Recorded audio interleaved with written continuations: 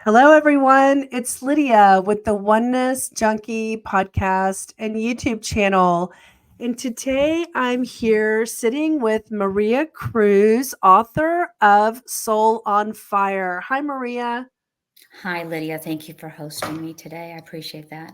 Yes, I'm so excited about what we have planned for our audience today. And I want to take a moment to just let everyone know that there Mhm. might be some triggers inside of this podcast. So if you are sensitive to conversations around abuse, we want you to first know that the purpose of this episode is to help bring healing. And I'm going to have Maria talk in a second a little bit about that. But we also want you to know that if that could cause a problem for you, maybe this isn't the time to listen to Maria's story because we're going to go into some conversations that might be triggering. But that's our intention is to help people not feel alone and to feel like there is a pathway out of pain. So, with just a little bit of conversation, Maria, will you share your one liner about what your intention is about telling your story and when you wrote your book, what your intention was? Sure. When I first started, I really wanted to think about leaving a legacy for this world. And I wanted to make sure that people know that a lot of us walk around in this world, and I call them walking wounded. And my goal by writing this book is to provide people with hope and healing for their hurting hearts because unfortunately, like I said, a lot of us are walking wounded in the world. And my goal is just to help shed light on the subject of shame, on the subject of, you know, child abuse, sexual abuse, neglect, you name it. And it's also about releasing the shame off of the individual because the shame never belonged to us. It belonged on the perpetrators. And that was something I had to learn myself as well. And that's my Yeah. goal. Yeah. Well, thank you. So, providing some healing for hurting hearts is a great intention for telling anyone's story. And I have a feeling that's the most common reason that most people tell their stories is to try to help heal the world. So, will you take a moment and just do a general introduction about who you are today and where you are at this moment? I have to say I consider myself a warrior. I will fight for any child that needs help, whether it's in the school system or whether it's a home situation. I spent 11 years as an advocate for teenagers, mainly teenagers, and they were residents of a government run facility. They were removed from their homes for various reasons. And I basically, and this was a volunteer spot, by the way, for 11 years, I volunteered to be on that campus and to help mentor kids and advocate for them when I didn't feel that they were being treated properly in the school system. Yeah. And you're a mom. Are you a mom today and a wife? Yeah. And I am. I have a son named Mark and I have two other children that were chosen and put on my destiny to be a part of my life and my husband's. And I was also an educator. I had to learn how to teach my two youngest. They had special needs. So I was not aware of how to be able to reach them. So I had to learn, specific tools in order to get them to where they need to be. Like, for example, my son later on was diagnosed with autism spectrum disorder and he also had anxiety issues. My daughter, on the other hand, she had later on diagnosed something called reactive attachment disorder, which is actually, if anybody knows a little bit about mental health, it's a step above conduct disorder, which they used to just go to conduct disorder. But a lot of children that are adopted, unfortunately, experience trauma. Prior to them coming to their, adoptive parents. And my two did not have the proper care that they needed, and they suffered.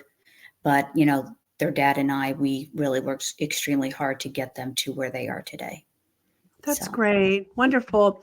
So I want the audience, there's an audible audience and then there's a video audience, but for those who are watching on video, you're about to see a beautiful book cover. Why don't you show them all your book cover and share with them how you came up with that, what you were sharing with me earlier. okay. So if all of you can see, I'm trying to get that in line right there. This is called Soul on Fire, and it has to do with my transcendence to finding and discovering who I truly was. A lot of times we go through life contorting who we are just to meet somebody's approval or their perception of who they think we should be.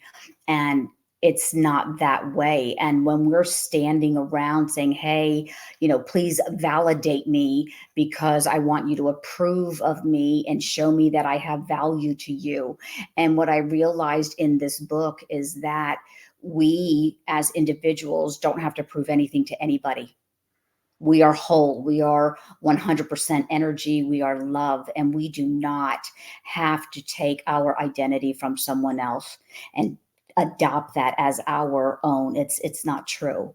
So what I did in this particular design of my book is the lady, as you can see, partially she's ashes and there's some disintegration there.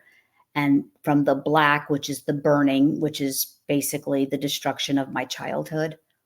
And then as she becomes older and becomes an adult, she takes full form.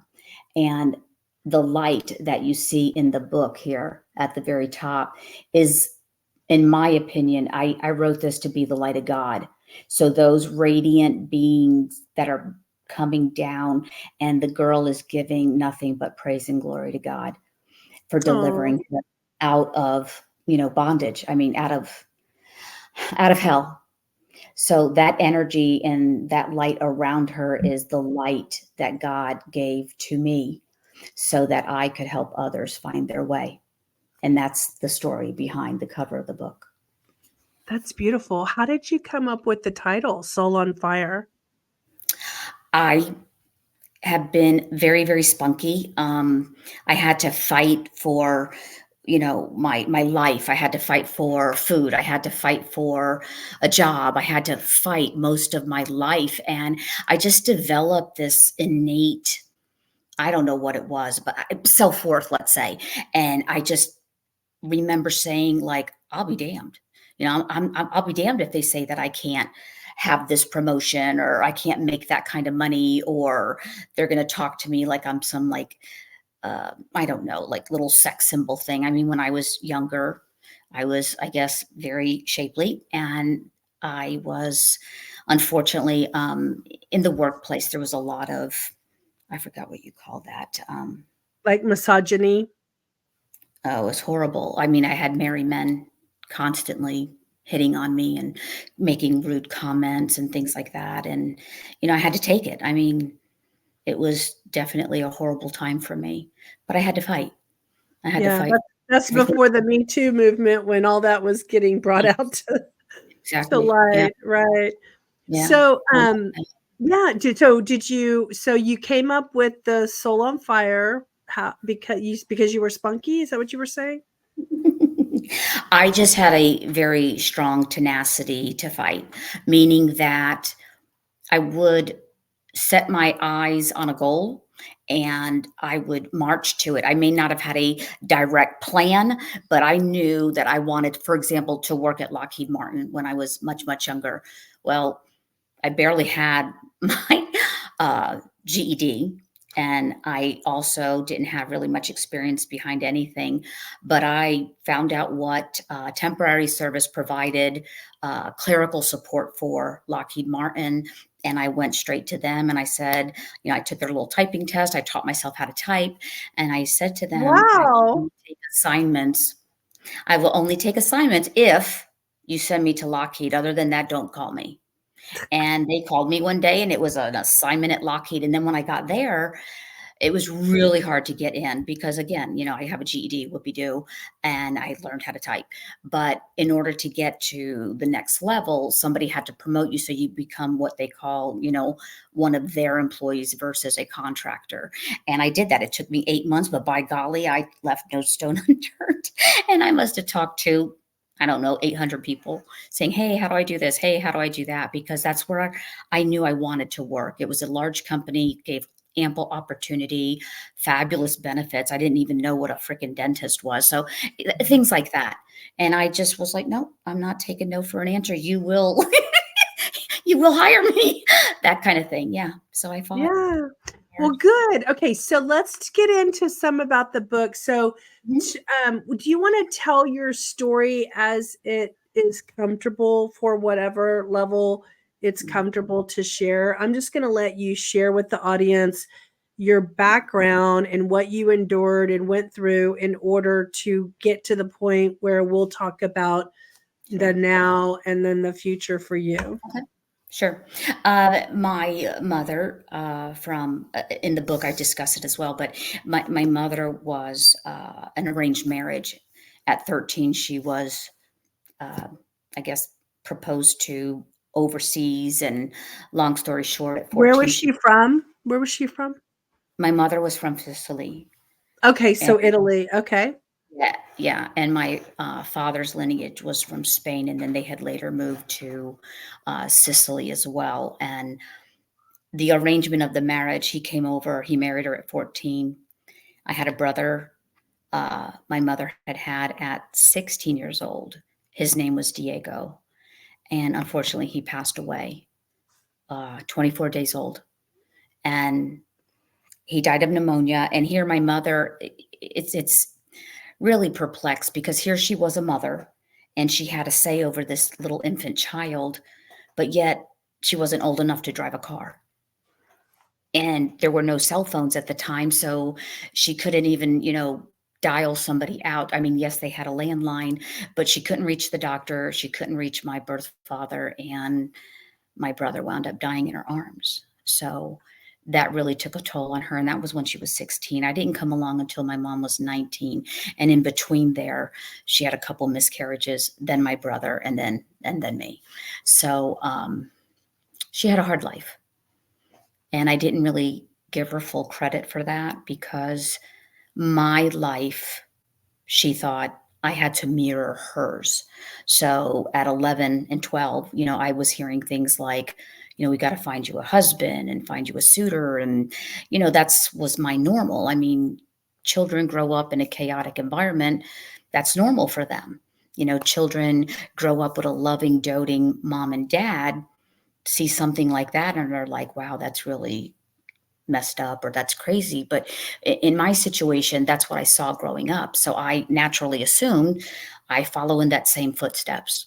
So that's a little background on my mother. My father and my mother, she separated from him when I was maybe 2, because I remember him not being around much after, I want to say, a year, 18 months. I don't remember him being in the picture that much at all after that. And later on, she did divorce him, though, and then he disappeared. And I never heard from my birth father. And that's why I call him my birth father, because he was never there. And he doesn't have a name in my book either. Let me ask you something. Was your mom in America or in Sicily at the time of all of the babies? She was here. Oh, okay. She was born there, and they came over when my mother was about 5. Oh, okay. Okay. So she kind of grew up here. Got it. Yes. My father did not. She had like old world beliefs, though. Oh, yeah. Yeah. Absolutely. And I mean, was she educated at all, or just high school, or not even high school? What was her education? No, 8th grade. Okay. Oh, and then she gets married off. She gets married off, and they. Well, and the same with your grandparents. Were they? I mean, I'm just looking at this lineage of like them. Yeah. Were they came over here as immigrants and had to make a hard life, right? My grandparents used to work in the fields, and okay. picking olives or, wheat, whatever. And my grandfather, from what I was told, had a 5th grade education, and my grandmother a 3rd grade education. So they Right. were pretty ignorant and illiterate, Well, honestly. not only that, but just to put it into context, I mean, marriage at a young age was survival. That's what survival was. You had to find a way to survive with another partner, and I think that's where that gets matched up so early on, because like if you don't have education, it's hard to get a job, so at least, I mean, I think that's where it comes from. But anyway, so you got kind of lined up with, she wanted you to find someone, is kind of where we're at. Actually, she pretty much found him for me. Oh, she Yeah. did. How old were you? I was 14. Okay. And she was married at 14. So anyway, the fruit didn't fall far from the tree. How about that? Because her mentality was still stuck where my grandparents, had her, I guess, Right. mentality. And she never thought for herself. It wasn't like you speak against them, because from my understanding, and I definitely see the pattern of the intergenerational trauma and dysfunction that came along, because my grandparents used to beat the living daylights out of their children. And so as, I grew up, I was beaten. My aunt beat her kids. My uncle sometimes beat his, so it was, I guess standard, if you're not behaving or you really want to enforce, getting chores done or something, I mean, you beat the living crap out of your kids. Right. So, You submission through fear, right? correct. That is true. Yeah. Yeah. Okay. So, and at this point, what would you like to tell us about what you experienced at around this age, like when you were being kind of matched up with someone? I mean, I wasn't like on board with it, but I was also a very meek child. I rarely spoke out because, I could get beaten at the drop of a hat. So Yeah, you were beaten into submission. yeah, I lived in a state of fear most of my childhood that I can remember. Everything that I can remember. I don't really remember really many good times, Yeah. but it is what it is. So Was it you that was telling me that when you went to school, it was like safety, it was like a yeah, respite during the day, yeah, that's it where you was. found an outlet for freedom?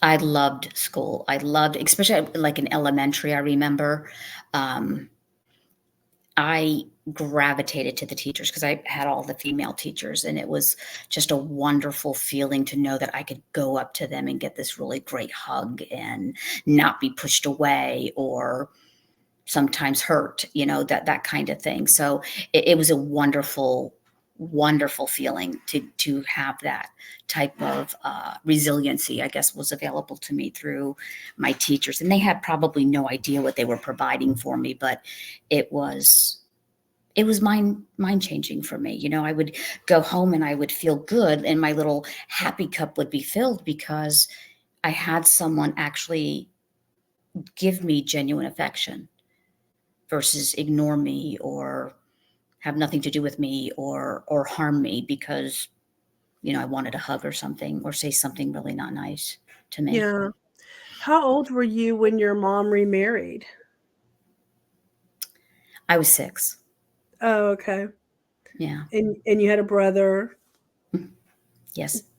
My Yeah. brother, yeah. I love my brother very much. He's actually the oldest between he and I, but I mean, I guard him with my life. I remember because he used to get beat too, and I absolutely hated the crying because there was nothing I could do to help him. So I felt so helpless, and it would just rip my insides out Yeah. because there's nothing I could do. All I could do was cry when I heard him cry. Yeah. So So sad. I'm so very sad. sorry that you had to go through that. So, Yeah. what other aspects do you want to share about your childhood and your story to help the audience connect with what you've been through? Um, I will tell you, I had a childhood just full of uncertainty and also fear because I was never really safe. I went to bed at night, and sometimes my stepfather would show up in my room and touching me in places he should never have touched a little girl. And same thing with the beatings. I mean, out of the blue, I would get a beating for what I don't know. To this day, I remember one where I was just beaten with a spatula, I remember, and a belt and just whatever they could find, I guess, sometimes to hit me. And I was black and blue. And I wasn't allowed to wear shorts to school, but it was in the middle. It was in the middle of August. I'll never forget it because school had just started and it was so hot. And at the time, the schools really didn't have air conditionings in the classroom. So it was hot, but I was made to wear slacks to school. And I happened to catch a glimpse because, I didn't have a full mirror to Mirror. anything. Right. But I happened to catch, I don't know, a glimpse of, I don't know, my hiney or something. And I saw just purple, black, blue, you name it. I had like all the colors all up and down my legs, my back, my bottom, and even up on the top of my arms. So, I had to wear shirts with sleeves and I had to wear slacks for, I'd say at least 6 weeks. It was really. Was it your mom that was hitting you or was it your stepdad? Who was beating you? She would join in sometimes. Not always. She was usually the one with the hands, but there was a time that my stepfather went after my brother, and I think I was about 8 or 9, and I was like, that's it. I've had enough. And I heard him crying in the other bedroom, and I went out of my bedroom into the hallway, and his was right next to mine. And as I got to his door, my mother came out. And I was shocked thinking, oh my God, she's going to be there to, stop what's happening. And she didn't. And I kept hearing the wax hitting my brother. And she pushed me back and said, go back to your room. And I didn't want to go back to my room. So, she started to hit me. Before you know it, I was big enough at that point because my mom was little like me. I was able to, push back because I was proceeding to get into that room. And I was going to try to grab that belt and do whatever I could to help my brother. She found, I remember a handle. It was so maybe a broom. And I remember her starting to hit me with it. And she was hitting my hands and it was really, really stinging. And I kept trying to block her and I kept backing up back down the hallway because those whacks were really hard. And so she's got a little firmer and harder with those. And I remember she hit me in the back of the head. She hit me in my back. And I remember covering my head because it was painful. It was more than painful. I was afraid she was going to split my head open is what I was really afraid of. And I remember, okay, you only have one brain. You got plenty of whatever vertebrae, but you only have one brain. So I remember covering my head and I hurried up and scurried into my room and I put my body behind the door and pushed my legs up against my dresser that was like right near the door so that I could put all my weight into the door so she could not enter that room and continue to wail on me. So that was one. Yeah. But the psychological abuse, I would say, was probably worse than the beatings. Like I could talk about the beatings all day long. They don't faze me at all.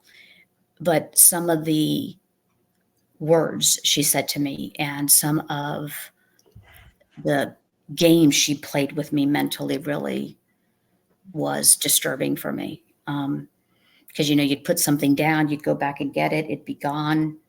And you're like, where did I leave that? And go to find out, you'd ask her and she would say, I don't have that. But yet in reality, she did. Yeah, she hid it. Like gaslighting. Oh, yeah. Oh, yeah. But she was gaslighting me.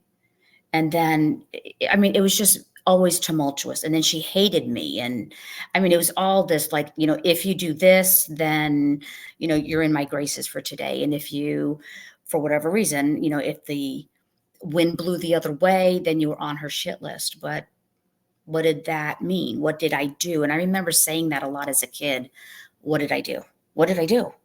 So that I wouldn't do it again. But there was never really an answer of what I did to deserve. So unpredictable, right? Everything's so unpredictable. You can't figure it out.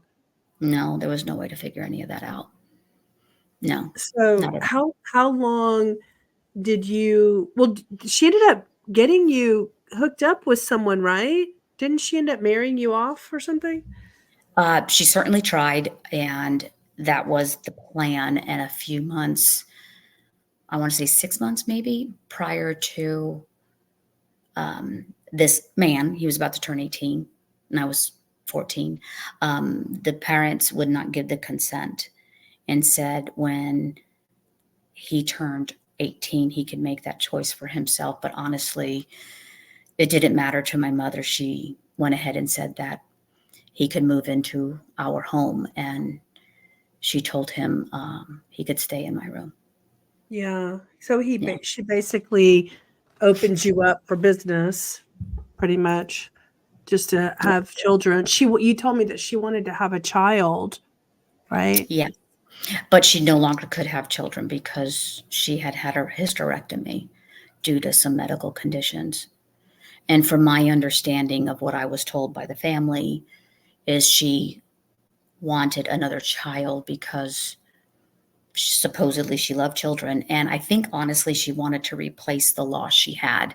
Looking back on all of it and trying to piece it all together, that's what I think that was all about. Because when I did become pregnant, which was immediately, my son was born and I was 15. And a few months later I turned 16, but I was no longer of service. So she had said that she had wanted me to move out. Basically And she, kicking you out. oh yeah, she was kicking me out for sure. And I had literally three, I'll never forget it. It was like maybe 10 minutes to 3. And she said, I want you out of here and I want you out by 6 p.m. But without the baby, right? You're supposed to leave the baby. She said she wanted me to leave him. And I told her no. Um, the cops were involved and she really humiliated me on the phone with the cops. And the cops said, hey, lady, sorry, but that's her child. She has every right to take that child with her. Right. And that I just think really infuriated her because she wanted to get rid of me, but yet she wanted to keep my child. And that Yeah. that So wasn't going to happen. so sad. And Hmm. you were kicked out of the house and you did have to find a way to fend for yourself, which was very difficult. Yes, but when there's a will, there's a way. Yeah, Going that back was not an option for me ever again. She attacked me. She was in the middle of strangling me when I was trying to get out of the house. And she just became totally enraged. And I guess because the cops had told her I had every right to take my child with me. And in the middle of her strangulating me, um, my son had fallen off the bed. And when he hit the floor, he let out a huge scream, of which turned her attention, and of course mine, towards him. But I was blacking out. I was like literally just trying to fight to stay conscious. And when she turned, I was able to finally pry her hands off of my throat. And finally, and then I pushed her with my weight and was able to grab him, and I ran out the door, is what I did. mm, yeah, that's so sad. I'm so sorry you had to go through that. Mm, It's okay, and I'll tell you why. Honestly, I mean, my son was unscathed and that's he was safe. awesome. He was safe, and that's all that mattered to me because out of everything in the whole wide world that was horrible in my life, he was my sunshine. And I mean, giving my life for him, I would never have thought of a nanosecond. That's a no-brainer Yeah. for me. So being able to keep him safe, even though, she might have been hitting me, he was safe. He was safe in my arms and I had him covered. And out the door we darted out.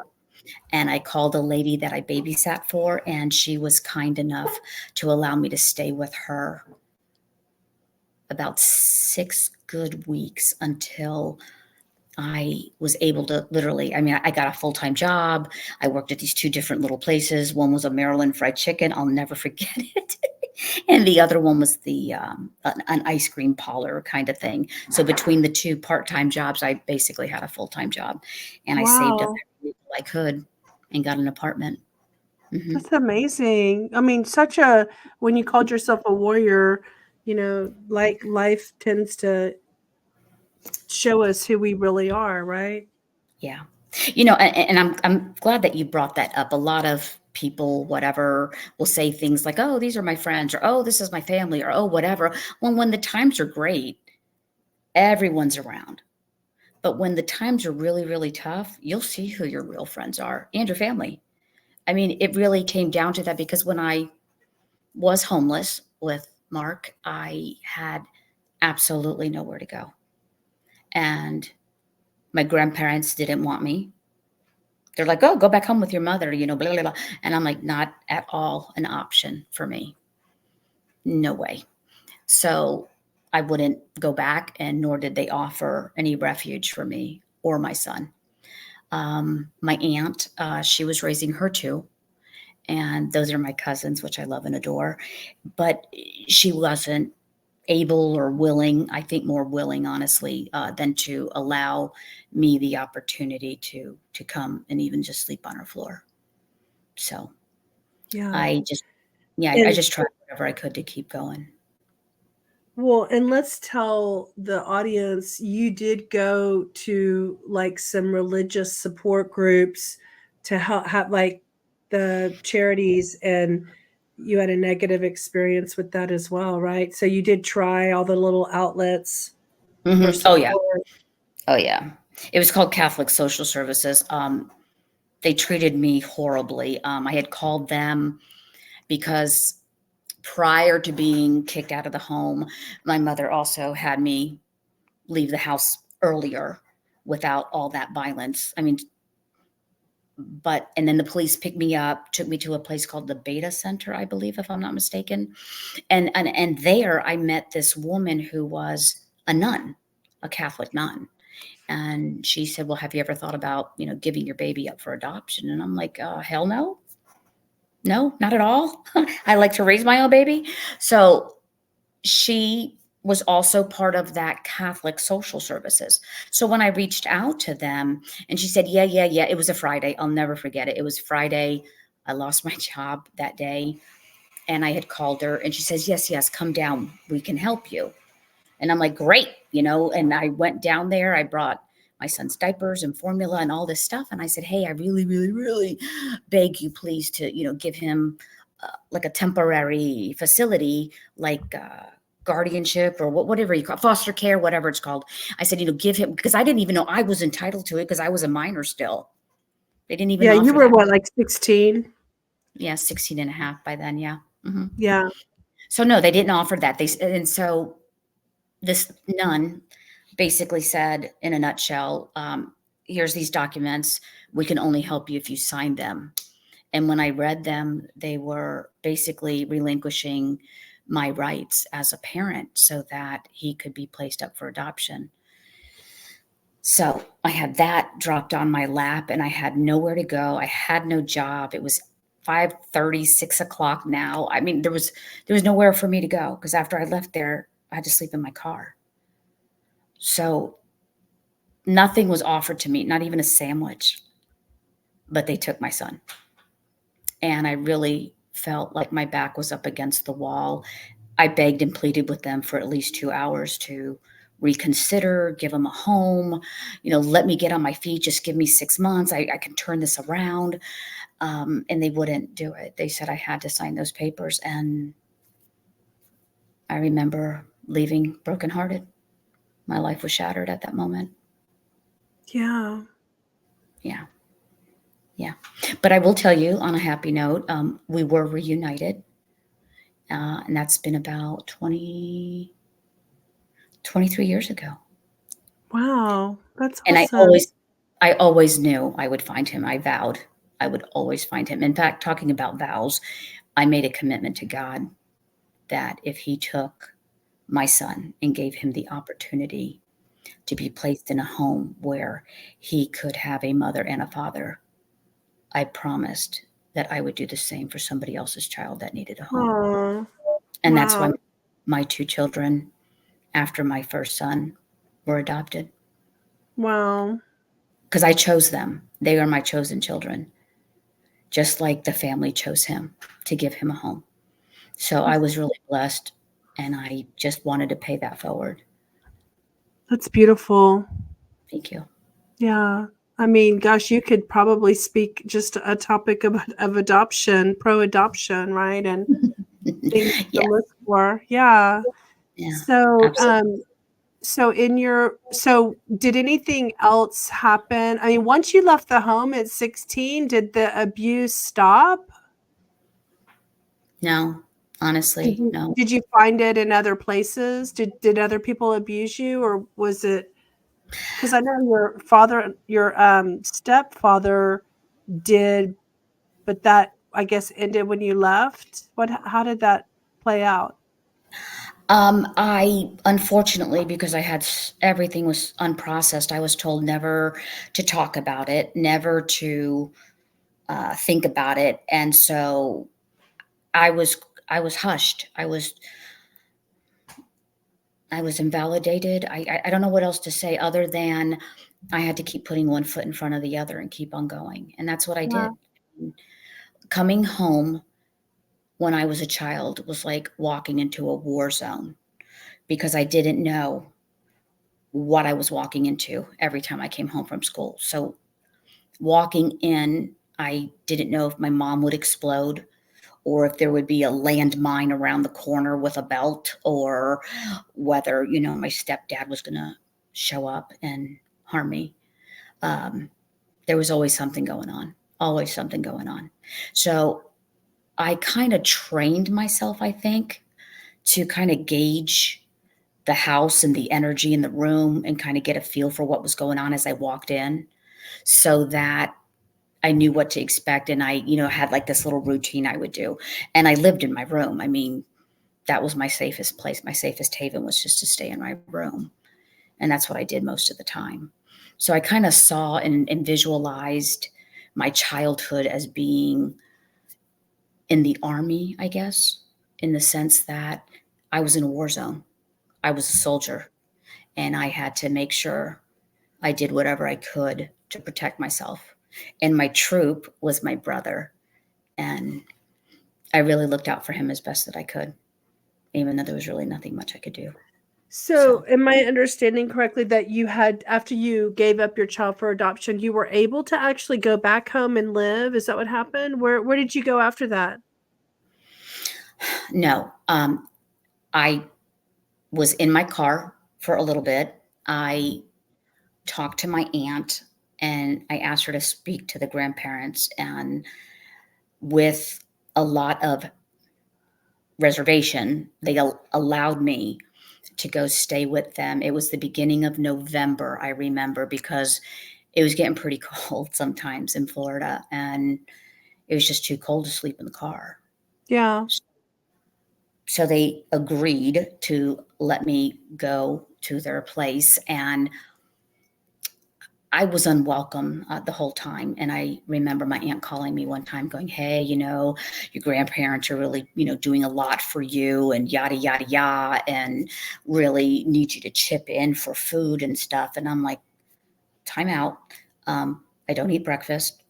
I damn sure don't touch their, lunch meat for lunch and whatever. I went hungry is what I did.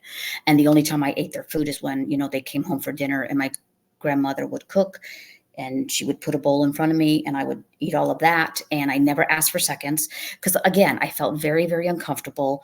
I wasn't wanted there.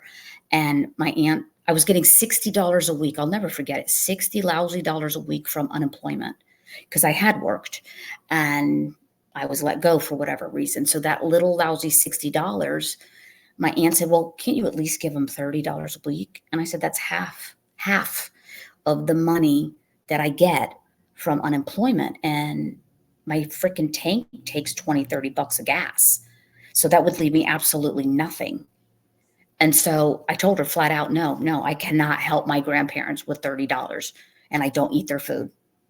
Because she at the time was saying, well, you know, you do use their water and you're taking baths and you're doing this and you're eating their food. And I'm like, no. Once I got up in the morning, I was out that door.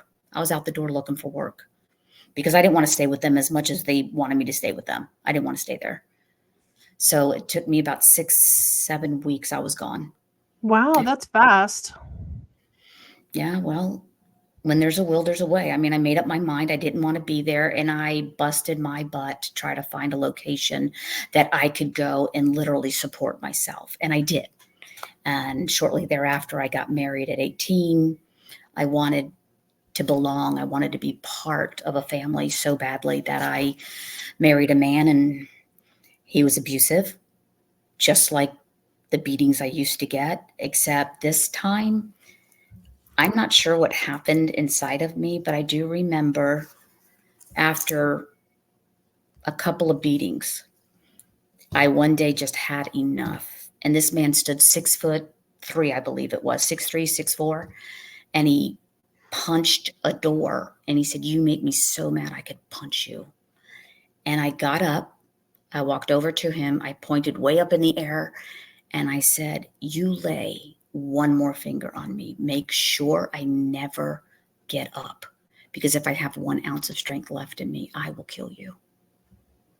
And his eyes got really big. He looked like he just got disheveled. And he was like, I wasn't going to do that. And then I walked away and thought, Maria, what the hell did you just do? Get out of the house now. Poof, I was gone. I left for the 2 or 3 days. I mean, you were basically showing you were rising up and showing that you did have the power within to just say stop.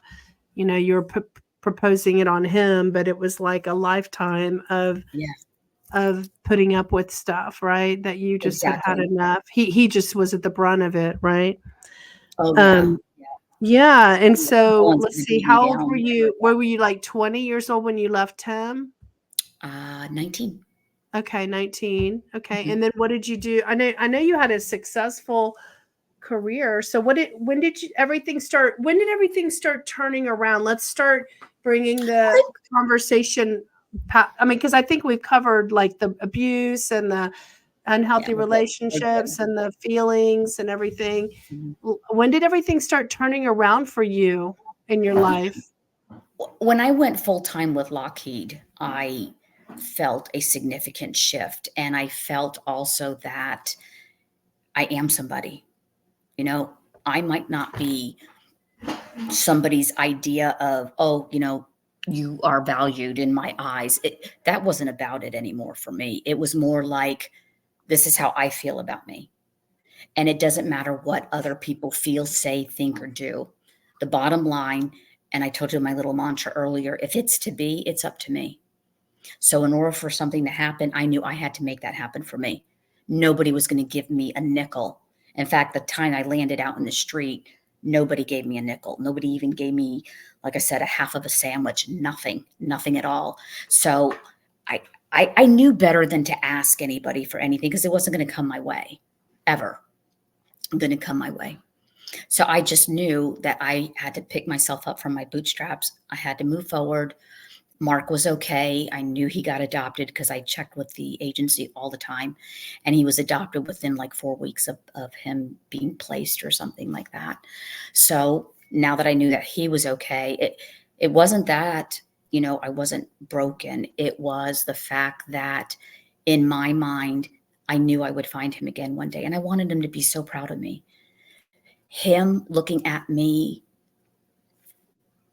sorry, and being proud from where I came from. You know, I come from a line of illiterate people in my family. I come from a line of just so much dysfunction, so much abuse, so much stupidity. I didn't want any part of it, and nor did I want him to ever experience any of that. So I knew that one day when I got to see him, I wanted to make sure I had all my shit put together.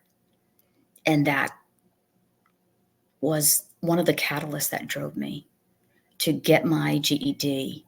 And then heard I could go to college, but I didn't know that until I got to Lockheed and they mentioned the word college to me. And I'm like, I can even go? And they're like, oh yeah. I didn't know that. I never heard the word college in my family ever. Yeah. All I heard was get a job, go to work, get a job, go to work. Yeah. And my first job was at 11 years old. And I worked 35 hours a week for this family that had 3 little children under the age of 4 that I took care of after school every day. Wow. That's interesting. It's interesting that at that age you had that experience because you just a few years later you were having your own child. Right. But that's our culture. You know, you cook, you clean, you wash, and you take care of the kids. So if there's little ones around, you look out after the little ones. I mean, it's just how we were raised. That's what we did. So You things know? started looking up for you when you went to Lockheed, and then you had a successful career. You had your own company, Yeah. right? But I do attribute that, honestly. The second man I married, he was like a diamond. It's like, oh my God, I struck gold here. And he believed in me, never doubted me. And he said, hey, why don't you just start your own company? And I'm like, start my own company? What are you talking about? He's like, yeah, just go figure it out, whatever. And it was because of him that I stepped out on my own. And, the rest is history. I helped one person, and my background was in marketing when I got my degree, and I loved it. So I just wanted to keep myself busy, and I chose to help out. And the next thing I know, I got referred here, I got referred there. And before you know it, I'm running a company, and I wound up with like 24 people working underneath me Wow. for my own Wow. business. Mhm. That is success. Thank you. Thank you. That's wonderful. So we're going on 46 minutes. So let's bring the conversation into the helping the hearts heal part of the conversation, because there are hurting hearts out there, and Everywhere. yeah, Everywhere. and now that they know you had a very long life of hurting, Mm-hmm. they know you've been down that path and that road, but how have you brought yourself up out of those ashes, and what are the beliefs and the concepts that you live from today and that you talk about in the book? The biggest thing I will tell you is I know my worth. I know my inherent value, and no one can take that from me unless I give them permission to do so, which I flat refuse to. And Right. it doesn't, and I don't look externally for my validation, my worth, my integrity, or my views. I am very happy where I am today. I know what I've been through, and I know there's a lot of people out there walking wounded still. And my goal is to just plant a seed. If I don't ever get to see someone again, I want to plant a seed of either hope or a smile or show them some light, because we are not always here to see something grow to fruition. We have to be able to kind of see someone and maybe offer a smile. I mean, that one smile that they got today might have been something between literally life and death. They might have been thinking of suicide. They might have been thinking of, I don't know, doing something terrible. And that one smile made them feel that somebody cared. And as I shared with you earlier, I truly feel that everyone in this world, including me, was walking around with this invisible sign going, hey, make me feel important. Make me feel valuable. Make me feel worthy. Do you see my value? Do you see my worth? What can I do to fit in? And it's never about fitting in, I've learned. It's never about fitting in. So I will not contort myself or shrink myself to be somebody's ideology of what they think I should be. This is me. This is who I am. Like it or walk. I don't care, because that's how confident I am in myself. And until we stop and think about the choices we make and why we're making those choices. That's, to me, the most critical. And so that was a lot of self-awareness I had to stop and think about and go, whoa, whoa, whoa, whoa. Why do you feel I need their whatever permission or their acceptance or their love? I mean, yeah, they might be family, or yeah, that was my best friend or whatever. But the bottom line boils down to me. Am I happy when I'm home alone and I look in that mirror at the end of the day?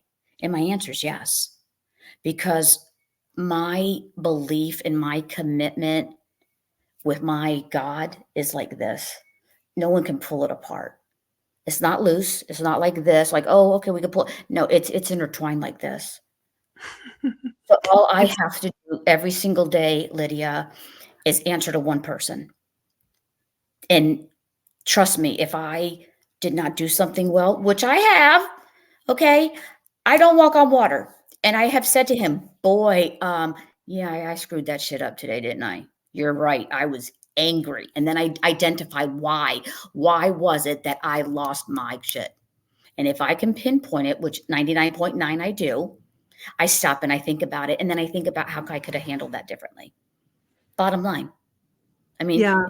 choices. Every single choice we make will lead us closer or further away from where we want to go. I tell everybody that. So we are responsible for our future, for our destiny, for where we're going. And we don't have to owe anybody anything.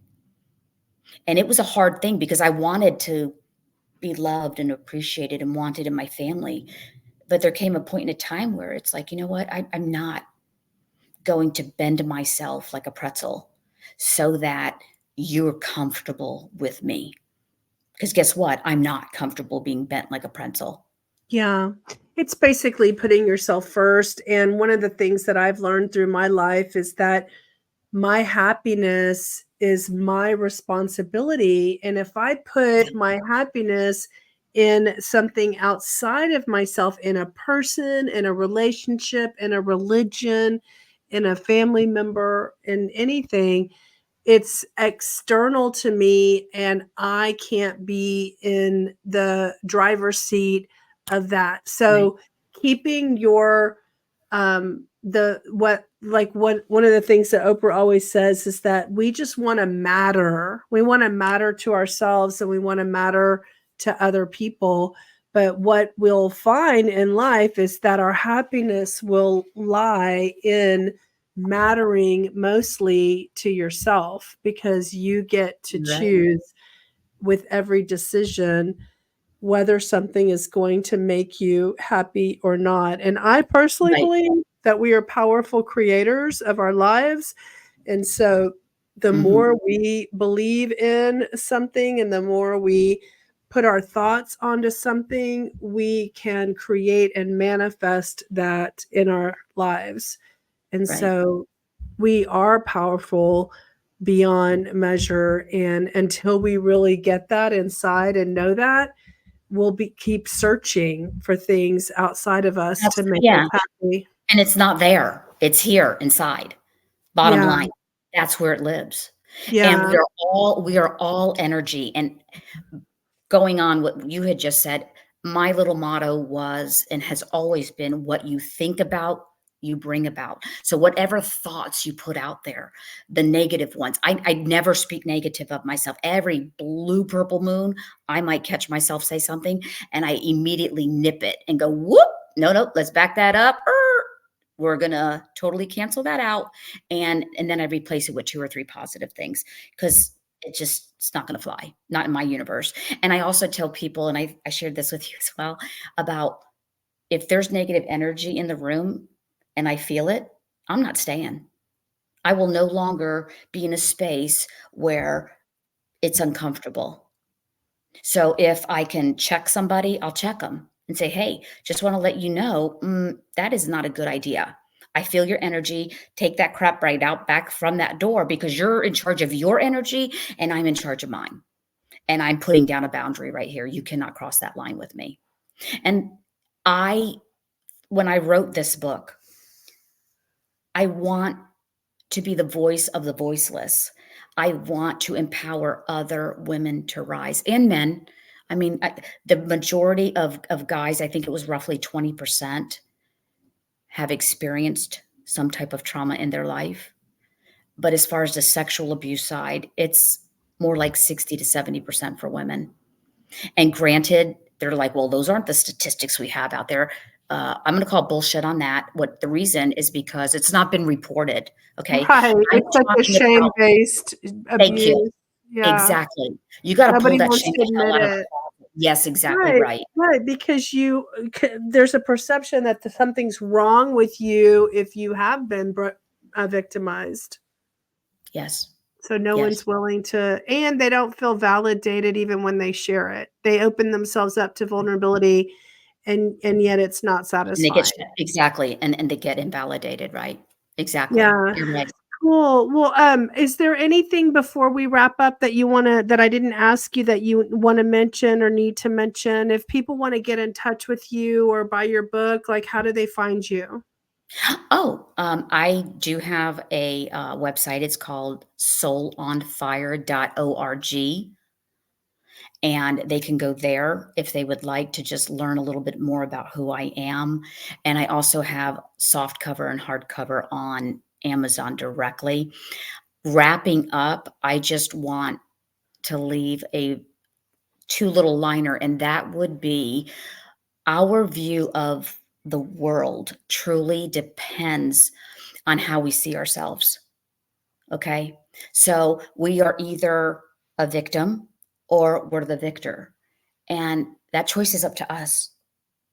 So people who complain and oh this and oh, it's because of how they view that. If they stop and go, you know what? I'm in control of those emotions. I'm in charge of how I feel. Like all those things that happen to me do not define who I am. I get to choose that. I get to choose my story. It's all on me. And I choose to make this world a better place, not only for myself, but for others.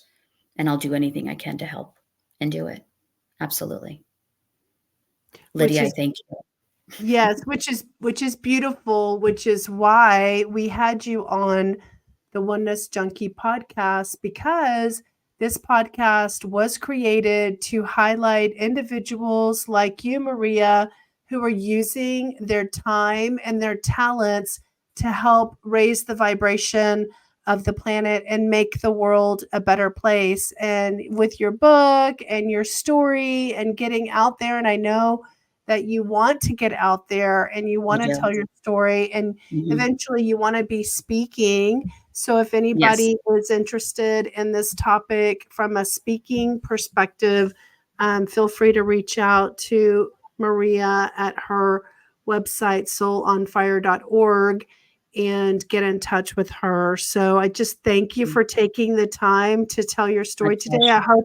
I hope that we have done what we intended to do, which was to open up a conversation so that some hurting hearts could heal and find a pathway outside of being stuck in their pain, right? Exactly. Absolutely. 100%. Yeah. Yeah. One step at a time. That's what I say. Just one step at a time. Yeah. Thank you. Thank you for being My here. my pleasure. Thank you. Bye.